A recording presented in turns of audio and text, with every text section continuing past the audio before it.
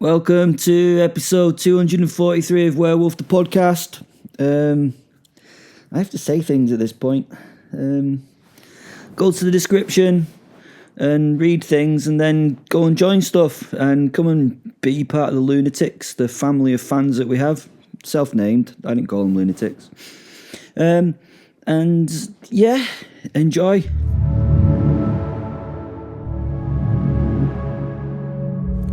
Lucifer. I was back sitting in Mary Baptiste's 1950s diner. Yep, the same American diner in the actual 1950s that I introduced you to in episode 219. This diner is the home of the best ice cream sundae that has ever been made. It's quintessentially oral seduction. Its creator is the owner, a fourth-generation witch with Haitian roots, who does not realise she's a witch, but makes this thing before me, this gloriously wicked thing. As I say, she's no idea she's a powerful witch, that magic literally oozes from her. Sadly, she never found out she was magically gifted, because she never received a Hogwarts letter, or its American equivalent. Mainly due to the fact that those magical education establishments that are supposed to be so packed with the sexual tension of teenage spellcasters on hormone overdrive don't actually exist, which is a good thing in my humble opinion, because the combination of angst, magic, and hormones in those levels of concentration could result in an extinction level event, and that would cause one hell of a bottleneck at my checking-in desk. Pun very much intended. She's not evil. She's not a witch. She's now the most Christian of Christian beings there could be. She makes Mother Teresa and the Pope look like the infamous Donatien Alphonse Francois Marquis de Sade. He actually wasn't that bad. He made a lot of stuff up. You know how they do. Men, I mean. Oh, and we definitely did not have a thing. But still, she makes the most sinful of mouth pleasures using that old Creole magic she does not know she has. As I've said before, there are perks with my role. Travelling through time and space is one of them. Glorious. I regarded the creation now with a focus of a sugar and chocoholic. I rotated the side plate that the sundae glass sat on, raising my spoon as a weapon and looking for the spot that would be the perfect place to start. In life, I know I'm not alive, but let me have this one. In life, some things should have time taken on them. This was one of those things. This food feast was unsullied and perfect. To sully it, is that even a word? Sully? Would have to be done correctly. I was just about to take my first damned spoonful when something disturbed me. This is utmost and important in this context. One does not interrupt a cosmic being mid-Sunday unless one is either very brave, very foolish, or very small and covered in black fur. Oh, and quite cute to the eye. If you ignore all the other devil senses that show what is really there. A ripple moved through the frozen air. Not time restarting, nothing so crude, but the faint slip of that something transitioning realms badly, like someone stepping off a curb that wasn't there. A black cat landed on the bench beside me in the booth in that perfect way. All cats land on their feet perfectly. Yes, it needed that perfect descriptive word twice to tell you just how perfect it was. She shook herself once, offended by gravity, and sat with the self-importance of a creature who believed herself indispensable. Which, I have to say, don't tell her I said this. She is to me. I am Preorder, she announced without preamble.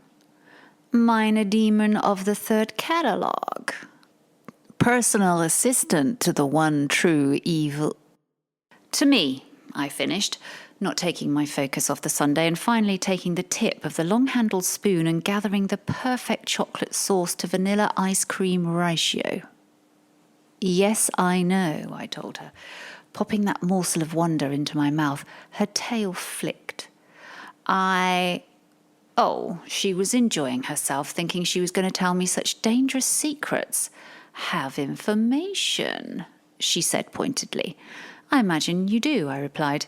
You always do. It's why I keep you around. Although I do enjoy the nuzzles. She leaned closer after inspecting the diner with those stunning green orbs and lowered her voice, despite the fact that every human in the diner was frozen mid-chew, mid-sip, mid-existential disappointment. I had, of course, switched off time like any good eldritch being can. I would be a physicist's nightmare to explain. I would love to show this to Brian Cox, but he has such a good heart that I couldn't. No, not that I wouldn't, that I couldn't, me being the devil. I don't get to play with the good-hearted. I listened to Belphastus and Astaroth, said the little cat, purring in pleasure with each word. Yes, I replied, before taking another delicate spoonful and considering when I was going to eat the cherry that topped the dessert. They believe they are deceiving one another, she said, offering a tiny, predatory, toothy grin. Yes, Astaroth has given 3 tasks to Belphastus and thinks that he cannot complete the 3rd task, I told the little demon.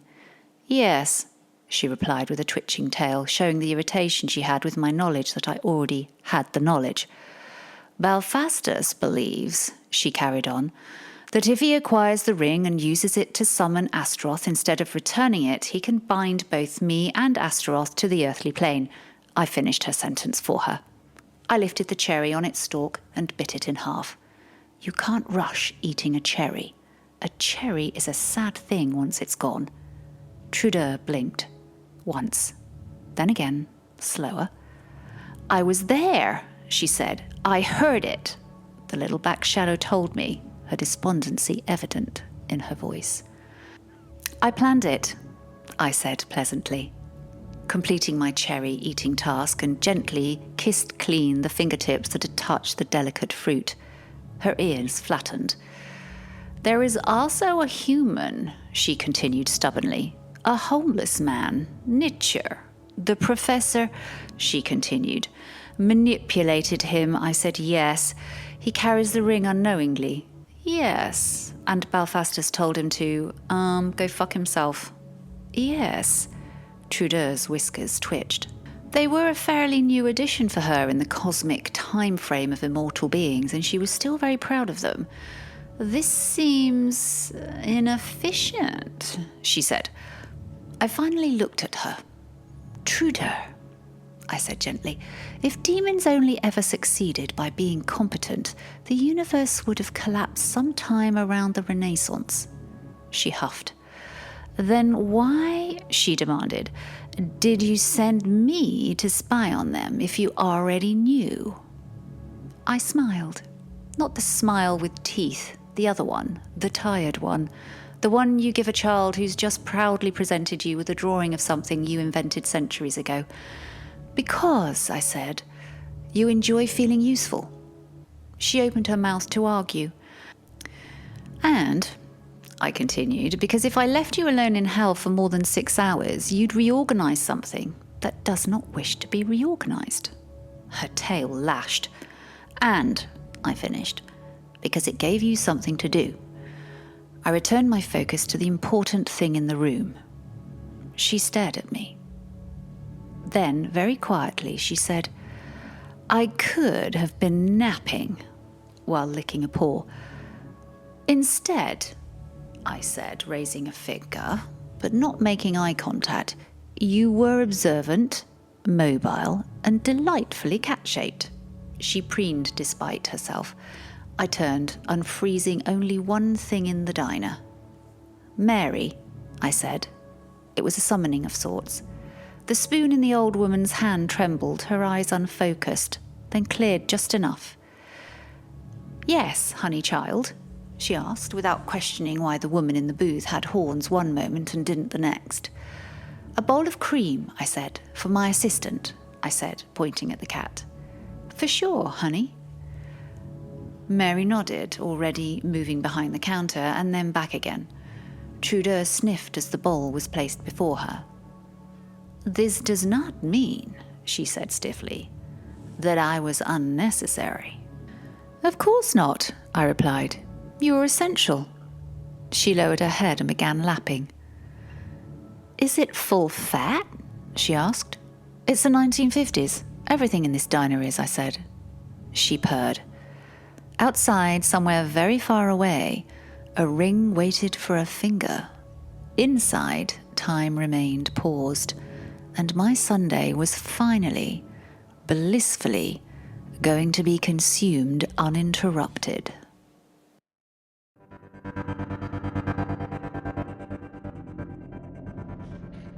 Nicha, I can feel the cold inside me now, not just on my hands, on my face, inside, in my chest, in my teeth.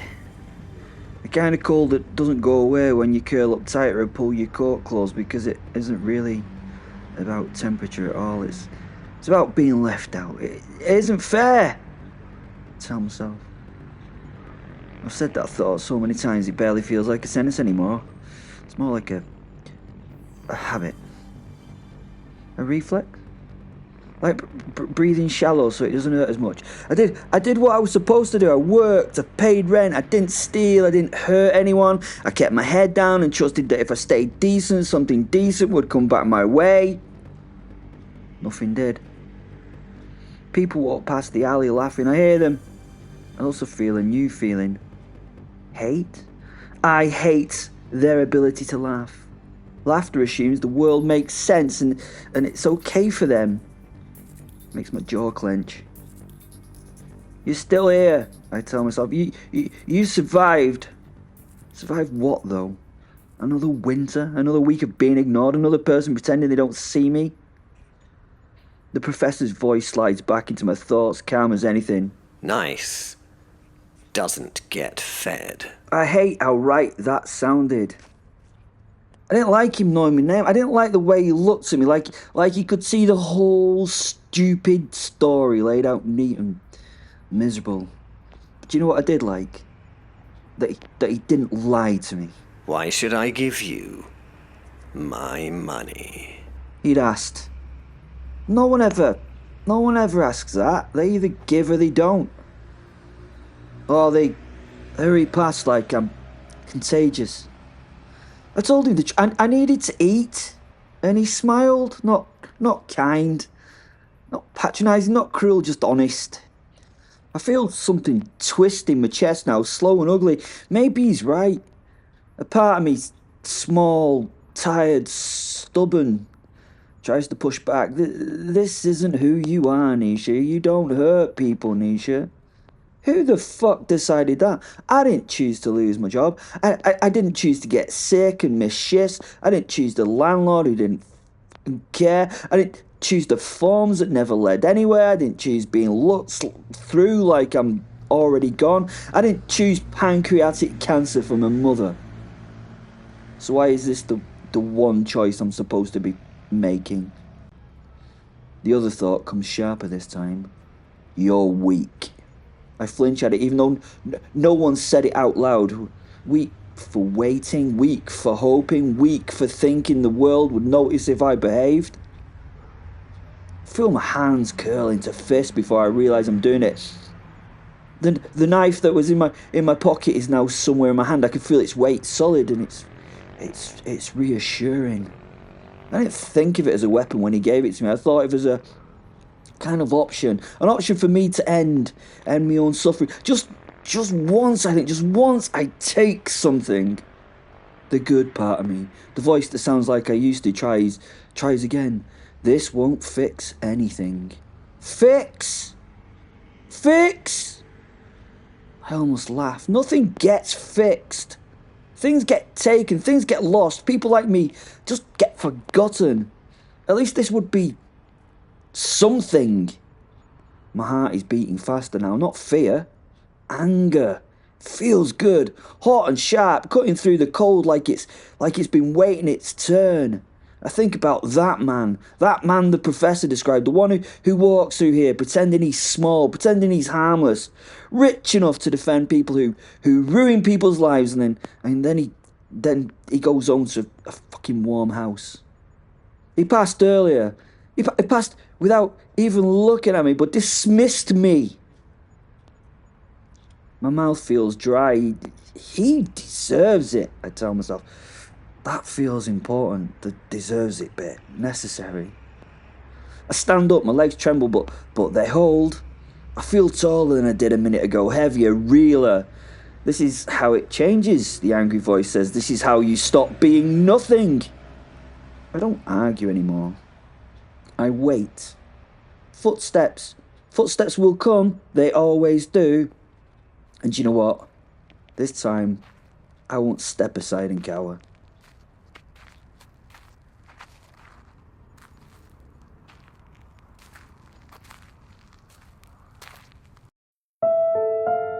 Belphastus the Unclaimed. I'm gonna burn this place down one day.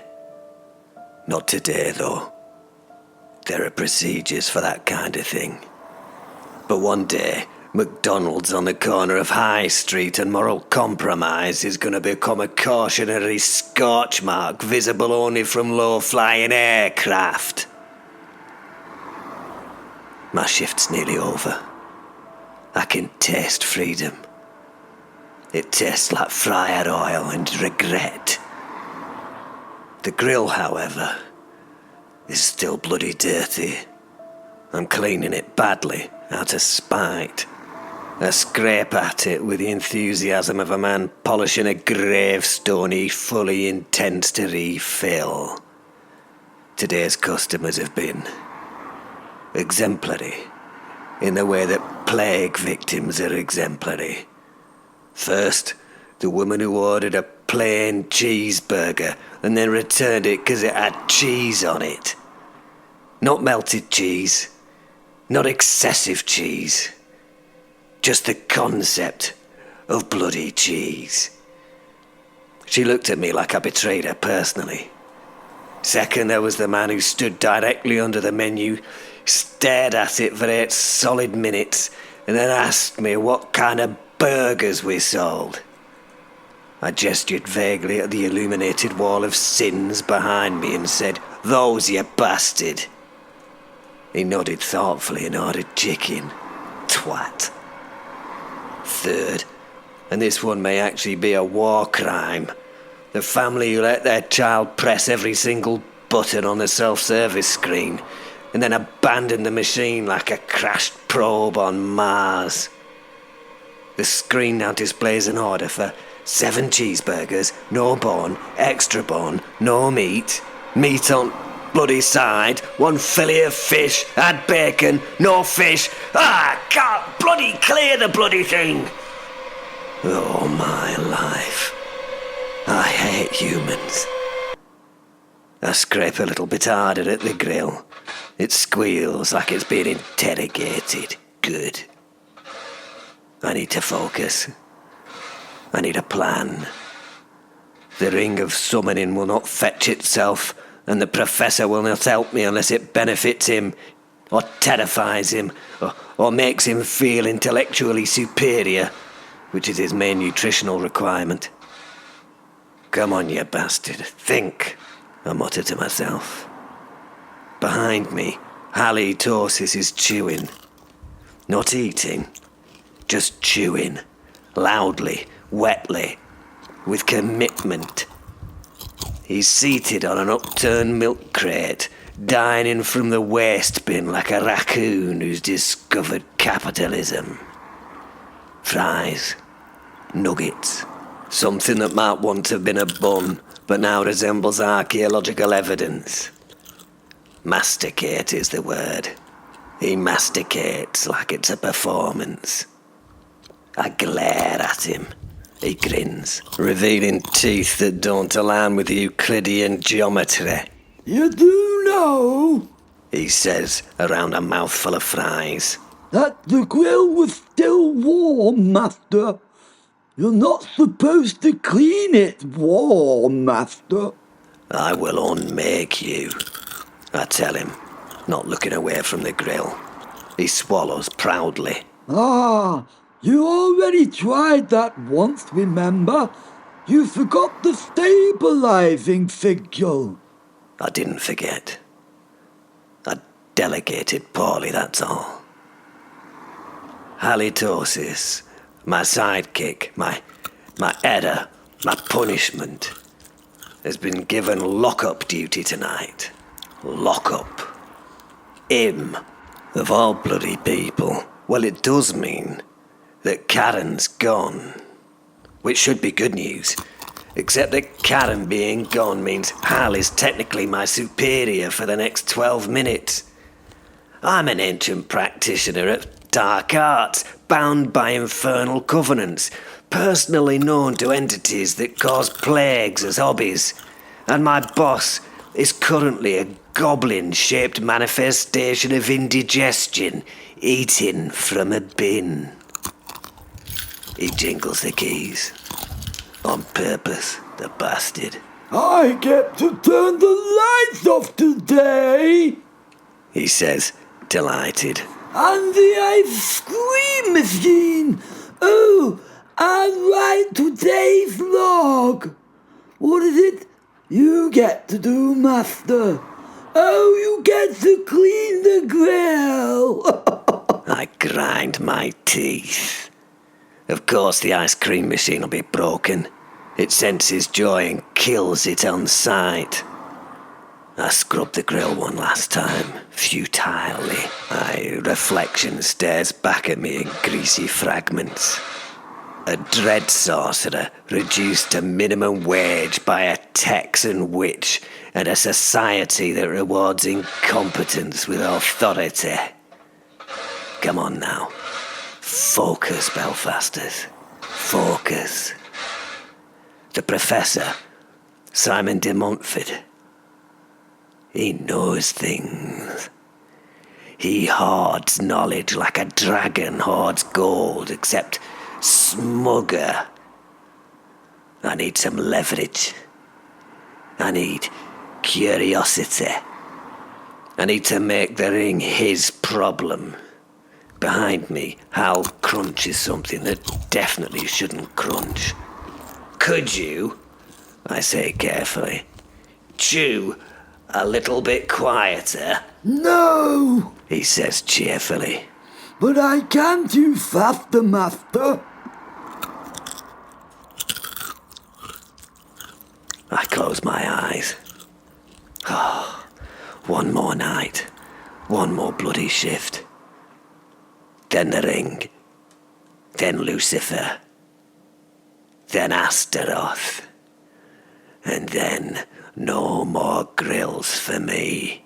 No more customers. And no more Hal E. Torses with those bloody keys. I open my eyes, smile thinly, and keep cleaning. Hell can wait. McDonald's, apparently, cannot.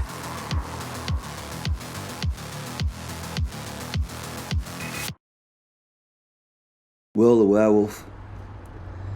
The heater hums softly, leather seats, warm air on my hands. The Audi's dashboard glows a reassuring red like a cockpit designed by someone who expected the world to end but wanted to be comfortable when it did. Quite like this car. It handles well, solid, reliable. Doesn't scream, ancient monster, which is always a bonus. Fenrir, my wolf soul friend, does not share my appreciation for German engineering. He stands in the alley, invisible, vast, his presence fulled in the darkness around him like an hell breath. I see through his eyes the way I always do, two visions layered over each other, warmth and cold, safety and rot. The alley stinks and is filled with the detritus of the street, human waste, and human waste. Nicha is there, apparently, shaking, angry, cold down to his bones. Belphastus walks in from stage left. Oh. He doesn't know he's going to be a pretty damn important participant in this scene. Even from here I can tell he's tired. He's smug but threadbare. The kind of man who laughs because it's easier than admitting he's afraid of something far bigger than himself. They speak. I can't quite hear the words. Even Fenrir's auditory gifts can't make out the whispers, but I don't really need to.